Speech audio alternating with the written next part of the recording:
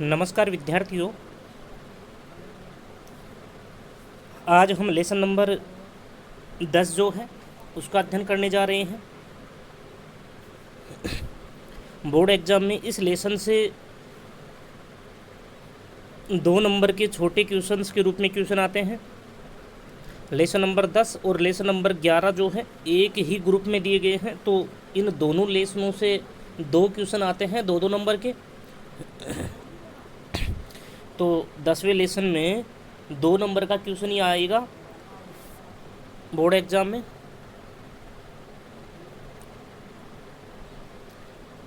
तो मतलब छोटे छोटे क्वेश्चंस को आपको अच्छे से तैयार करना पड़ेगा।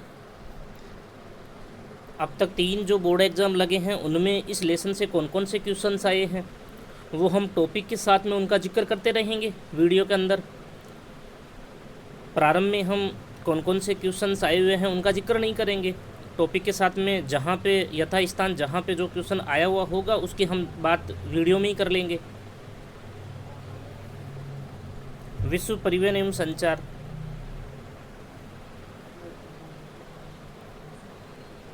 देखिए, परिवहन क्या होता है, ट्रांसपोर्ट क्या होता है, वैसे तो आप सब जानते हैं, लेकिन एक शब्दों का जो तालमेल है वो बिठाते हुए बताना बहुत थोड़ा सा अपने आप में अलग प्रकार का बन जाता है। परिवहन मानव द्वारा संचालित एक आर्थिक क्रिया है। आपको ध्यान आ गया होगा।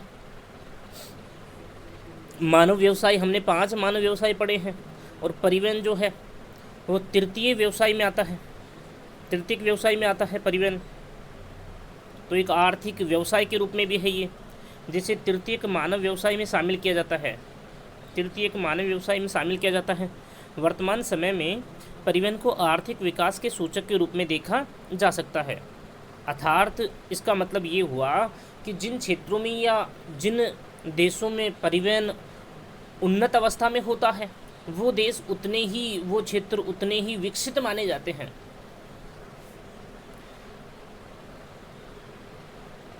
परिवहन मार्गों के द्वारा व्यक्तियों व वस्तुओं का आवागमन होता है। देखिए, 2 चीज़ें आपको अच्छे से ध्यान करनी है। पर प्लस वहन, परिवहन को अगर हम तोड़ते हैं तो ये वैसे तो परि प्लस वहन होता है, परि प्लस वहन। अब वहन का मतलब माध्यम हो गया। किसी भी माध्यम से जब हम व्यक्तियों और वस्तुओं का आवागमन कर लेते हैं, वस्तुओं का और व्यक्तियों का एक स्थान से दूसरे स्थान की ओर आवागमन हो जाता है, तो उसे हम परिवहन कहते हैं। अर्थात परिवहन वह विधा होती है। विधा मतलब तरीका, विधा का मतलब क्या हुआ, तरीका। विधा होती है जिसमें व्यक्तियों व वस्तुओं का एक स्थान से दूसरे स्थान की ओर आवागमन होता है, वस्तुओं का और व्यक्तियों का। प्राचीन समय से ही स्थल मार्गों, जल मार्गों तथा वायु मार्गों के द्वारा परिवहन का संचालन होता रहा है। आपने देखा होगा कि मानव अपने प्रारंभिक समय से ही स्थल मार्गों का प्रयोग करता रहा है, उसके बाद में जल मार्गों का प्रयोग करता रहा है, और अभी 19वीं शताब्दी में मानव के द्वारा वायु परिवहन का भी अधिक संचालन किया जाता रहा है या काम में लिया जाता रहा है। वायु परिवहन को भी अधिक से अधिक काम में लिया जा रहा है वर्तमान समय में। अब देखिए, संचार क्या होता है। संचार मतलब कम्युनिकेशन। संचार जो है इसके बारे में अगर हम थोड़ा सा हट करके बात करते हैं ना, तो वास्तव में संचार को अंग्रेजी में तो कम्युनिकेशन कहते हैं। आपको याद आ गया होगा, कम्युनिकेशन मतलब संचार। अब कम्युनिकेशन जो शब्द है वो लैटिन भाषा के कम्युनिकेर से बना है, कम्युनिकेर शब्द से बना है, लैटिन भाषा के कम्युनिकेर शब्द से बना है, जिसका मतलब होता है एक समान। मतलब जैसी सूचना मेरे पास है वैसी की वैसी सूचना अन्य के पास जब पहुंच जाएगी, तो उस अर्थ में हम संचार को डिफाइन कर रहे हैं। संचार को अंग्रेजी में कम्युनिकेशन कहते हैं, और कम्युनिकेशन जो शब्द है वो लैटिन भाषा के कम्युनिकेर शब्द से बना है। समझ गए होंगे आप। तो ये चीज़ तो मैंने एक्स्ट्रा बताई है, वैसे आपको इतना ध्यान करना है। संचार किसे कहते हैं ये अच्छे से ध्यान करना आपको। व्यापार व संचार में क्या अंतर है, एक लाइन में पूछा जाए तो आप अच्छे से बता पाए, ठीक है ना। व्यापार और संचार में क्या अंतर है, आप अच्छे से ध्यान करेंगे। संचार किसे कहते हैं, छोटा क्वेश्चन भी आ सकता है। संचार वह प्रक्रिया होती है जिसके माध्यम से, एक तो देखिए सूचनाओं, संदेशों, जो संदेश होते हैं, सूचनाओं, संदेशों, विचारों, विकल्पों तथा शब्दों का, 5 चीज़ें हो गई ना, सूचना हो गई, संदेश हो गए, विचार हो गए, विकल्प हो गए और शब्द हो गए, एक स्थान से दूसरे स्थान की ओर स्थानांतरण होता है। इन सब का जब एक स्थान से दूसरे स्थान की ओर स्थानांतरण होता है तो उसे हम संचार कहते हैं, कम्युनिकेशन कहते हैं। परिवहन व संचार को सम्मिलित रूप से परिसंचरण कहते हैं। परिवहन व संचार को सम्मिलित रूप से परिसंचरण कहते हैं। इस प्रकार परिवहन परिसंचरण का महत्वपूर्ण अंग होता है। परिसंचरण का महत्वपूर्ण अंग कौन हो गया, परिवहन हो गया। मतलब यहाँ पे हम ये कहना चाह रहे हैं कि जो परिवहन और संचार है ये दोनों ही परिसंचरण के अंग हैं। और परिसंचरण वह विधा होती है जिसमें एक स्थान से दूसरे स्थान की ओर वस्तुओं का, व्यक्तियों का,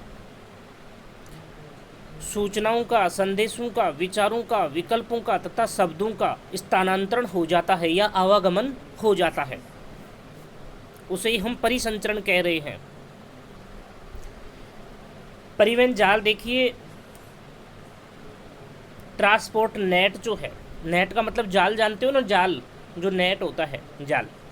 तो परिवहन जाल हम किसे कह रहे हैं, किसी क्षेत्र विशेष में जो परिवहन के जो मार्ग होते हैं, परिवहन के जो मार्ग होते हैं, उन मार्गों के द्वारा निर्मित जो जाल होता है उसे ही हम परिवहन जाल कहते हैं। किसी प्रदेश की परिवहन व्यवस्था के क्षेत्रीय प्रतिरूप अर्थात क्षेत्र विशेष में परिवहन मार्गों के द्वारा, यहाँ पे ध्यान करिए, परिवहन मार्गों के द्वारा निर्मित जाल को परिवहन जाल कहते हैं। परिवहन मार्गों के द्वारा जो जाल बन जाता है ना, उसे हम परिवहन जाल कहते हैं। जैसे मान लीजिए ये एक सड़क मार्ग है, ये सड़क मार्ग है, ये सड़क मार्ग है, इनके ऊपर भी से भी ये सड़क मार्ग हैं। तो इस प्रकार से ये सड़क मार्ग हैं, है ना, ये सारे सड़क मार्ग हो गए ना, ये सारे सड़क मार्ग हो गए। तो आपको एक नेट की तरह यहाँ पे दिखाई दे रहा होगा। ठीक, अगर हम सैटेलाइट से, उपग्रह के द्वारा, जो कृत्रिम जो उपग्रह होते हैं उनके द्वारा जब हम किसी शहर या किसी क्षेत्र विशेष की मार्गों का छायाचित्र प्राप्त करते हैं, सैटेलाइट इमेज प्राप्त करते हैं, तो हमें बिल्कुल इसी प्रकार का जाल दिखाई देता है और उसे ही हम क्या कहते हैं, परिवहन जाल कहते हैं, जो परिवहन मार्गों के द्वारा निर्मित होता है।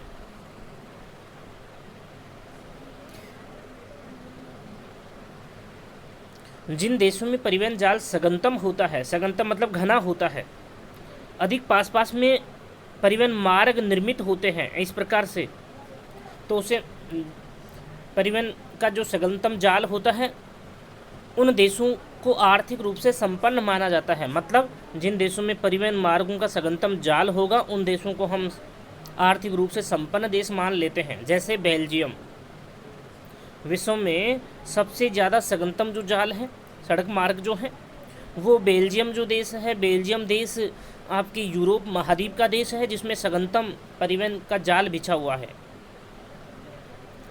परिवहन के प्रकार देखिए, टाइप ऑफ ट्रांसपोर्ट। परिवहन 3 प्रकार का है, स्थल परिवहन हो गया, जल परिवहन हो गया, वायु परिवहन हो गया, है ना।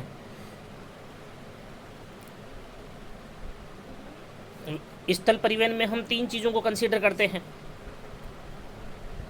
सड़क परिवहन, रेल परिवहन और नवीनतम जो परिवहन है पाइपलाइन परिवहन, उसको भी हम किस में शामिल करते हैं, स्थल परिवहन में। उसके बाद में जल परिवहन। अब जल परिवहन भी 2 प्रकार का होता है, जल परिवहन 2 प्रकार का होता है, एक तो राष्ट्रीय जल परिवहन, एक अंतर्राष्ट्रीय जल परिवहन, या यूं कहें एक तो आंतरिक जल परिवहन, एक महासागरीय जल परिवहन। उसके बाद में वायु परिवहन, वायु परिवहन भी 2 प्रकार का होता है, वायु परिवहन 2 प्रकार का होता है, एक तो राष्ट्रीय वायु परिवहन, एक अंतर्राष्ट्रीय वायु परिवहन, ठीक है ना। तो ये नॉर्मल आपको ध्यान करना है, हम इसी रूप में आगे पढ़ने वाले हैं मैटर को, पूरे मैटर को। स्थल परिवहन देखिए, परिवहन एक उत्पादक क्रिया है, परिवहन एक उत्पादक क्रिया है, अतः छोटी दूरियों के परिवहन के माध्यम के रूप में स्थल परिवहन सबसे सस्ता व सुगम परिवहन का माध्यम माना जाता है। अगर आपसे एक छोटा सा क्वेश्चन किया जाए कि स्थल परिवहन के अंतर्गत सड़क परिवहन को अधिक महत्वपूर्ण परिवहन का माध्यम क्यों माना जाता है, तो आप क्या ध्यान करेंगे, यहाँ पे छोटी दूरियों के परिवहन के माध्यम के रूप में स्थल परिवहन को सबसे सस्ता व सुगम परिवहन का माध्यम माना जाता है,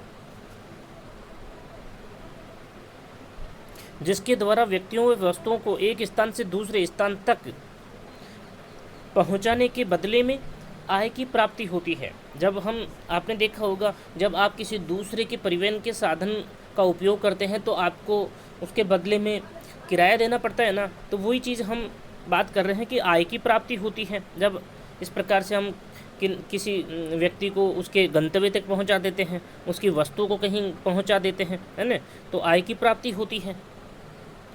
स्थल परिवहन को वर्तमान समय में 3 भागों में विभाजित किया जा सकता है, जो अब ऊपर हम बात कर चुके हैं। सड़क परिवहन, रेल परिवहन और नवीनतम जो परिवहन का माध्यम है वो पाइपलाइन परिवहन है। पाइपलाइन परिवहन,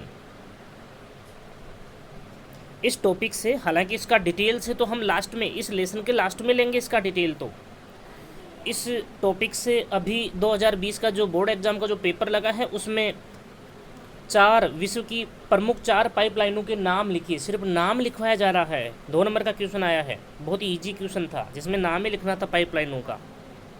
तो पाइपलाइन परिवहन होता क्या है, सिर्फ हम इसको यहाँ पे कंसिडर कर रहे हैं। स्थल परिवहन के साधनों में पाइपलाइन परिवहन नवीनतम परिवहन का माध्यम है, नया परिवहन का माध्यम। सभी परिवहन के साधनों में सबसे नया परिवहन का माध्यम कौन सा है, पाइपलाइन परिवहन। इसको इसी रूप में आप ध्यान करेंगे, जिसके द्वारा एक तो जल का परिवहन होता है, एक जो तेलीय प्रकार के जो पदार्थ होते हैं उनका परिवहन होता है, एक गैसीय प्रकार के जो पदार्थ होते हैं उनका परिवहन होता है, एक लोहे का जो तरल रूप होता है, लोहे का जो तरल रूप होता है, या यूं कहें लोहे को पिघला करके लंबी दूरियों तक निर्बाध रूप से, निर्बाध मतलब बिना बाधा के, निर्बाध का मतलब क्या होता है, बिना बाधा के परिवहन किया जाता है या पहुंचाया जाता है, ठीक है ना। तो परिवहन में जो पाइपलाइन परिवहन है उसके द्वारा किन किन चीज़ों का परिवहन किया जाता है वो यहाँ पे लिखा हुआ है, तो इसको परिभाषा को इस रूप में ही आप ध्यान कर लेंगे। अब देखिए, आज हम लेते हैं सड़क परिवहन।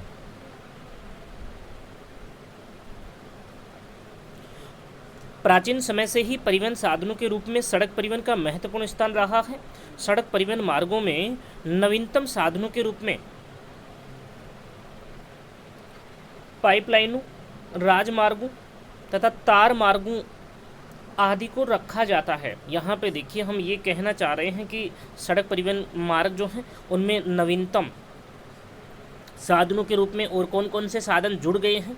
एक तो पाइपलाइन जो है ये नवीनतम साधन जुड़ा है, एक जो राजमार्ग हैं, नए नए जो राजमार्ग बनाए जा रहे हैं जिनको हम राष्ट्रीय राजमार्ग बोलते हैं, है ना, उनको निर्मित किया जा रहा है। एक तार मार्ग, अब यहाँ पे तार मार्ग क्या होता है, हनुमान जी के सब लोग जाते हैं, जा रहे होंगे, ठीक है ना।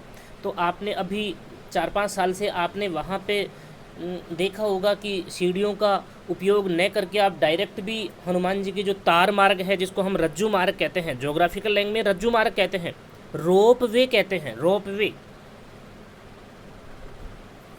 वे कहते हैं, जिसको रस्सा मार्ग भी कहते हैं, तार मार्ग भी कहते हैं, डोली मार्ग भी कहते हैं, ठीक है ना। रज्जू मार्ग हम कह ही रहे हैं ज्योग्राफिकल लैंग्वेज में, जिसको अंग्रेजी में रोप वे कहते हैं, ठीक है ना। तो ये भी एक सड़क मार्गों का ही नवीनतम साधन माना जाता है। सड़क मार्ग परिवहन के अन्य साधनों से संपर्क स्थापित करने में सड़क मार्ग के एक जो बहुत बड़ा जो लाभ है वो ये है कि अन्य जो परिवहन के साधन होते हैं ना, उनसे संपर्क स्थापित करने में महत्वपूर्ण भूमिका निभाते हैं सड़क परिवहन के जो मार्ग हैं वो। इसी कारण सड़क मार्ग को द्वार से द्वार तक के साधन कहलाते हैं। इसी कारण सड़क मार्ग द्वार से द्वार तक के साधन कहलाते हैं। द्वार से द्वार तक का मतलब क्या हुआ, डोर टू डोर। डोर जानते हो ना, मतलब क्या हुआ, डोर टू डोर।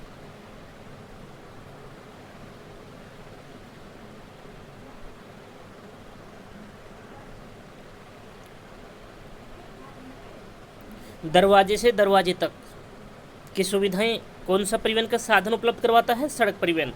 आपके घर तक आपकी गाड़ी आती होगी, 4 व्हीलर। ट्रेन तो नहीं आती है ना, एरोप्लेन भी नहीं आता होगा। क्या आता है आपके घर तक? 4 व्हीलर आती है, आपकी मोटरसाइकिल आती है, ठीक है ना, बस भी आ सकती है, गाड़ी भी आ सकती है। तो द्वार से द्वार तक की सेवाएं उपलब्ध कौन सा परिवहन का माध्यम करवाता है? सड़क परिवहन करवाता है, ठीक है ना। तो इसी रूप में आप ध्यान कर लेंगे। अर्थात सभी परिवहन के साधनों में केवल सड़क मार्ग के द्वारा ही घर तक सुविधा प्रदान करते हैं, या यूं कहें केवल सड़क मार्ग ही घर तक सुविधा प्रदान करते हैं, और अन्य कोई भी साधन ऐसा नहीं है। अगर आप बाई ट्रेन या बाई एरोप्लेन जो है उसके माध्यम से आप कहीं यात्रा करना चाहते हैं, तो पहले तो आपको घर से तो आपको सड़क परिवहन के माध्यम से ही उनके जो जैसे रेलवे स्टेशन है ना, एयरपोर्ट वगैरह जो हैं, उन तक पहुंचने के लिए तो आपका जो मतलब आपकी जो सहायता करने का जो परिवहन का माध्यम है वो तो सड़क परिवहन ही होगा। सड़कों के प्रकार देखिए, टाइप ऑफ रोड्स, है ना, सड़कों के प्रकार। संरचना के आधार पर, संरचना का मतलब होता है कि जो स्ट्रक्चर जो होता है ना, उनकी बनावट के आधार पर सड़क मार्ग 2 प्रकार के होते हैं। इसी आधार पर सड़कों के भी 2 प्रकार माने जाते हैं, कच्ची सड़कें और पक्की सड़कें। कच्ची सड़कें आपको आसानी से गांव जो हैं, ग्रामीण जो क्षेत्र हैं, उनमें आसानी से देखने को मिल सकती हैं। सामान्यतः कच्ची सड़कें विकासशील देशों के ग्रामीण क्षेत्रों में पाई जाती हैं, जैसे भारत में कच्ची सड़कें ग्रामीण क्षेत्रों में आसानी से आपको दिखाई दे जाएंगी।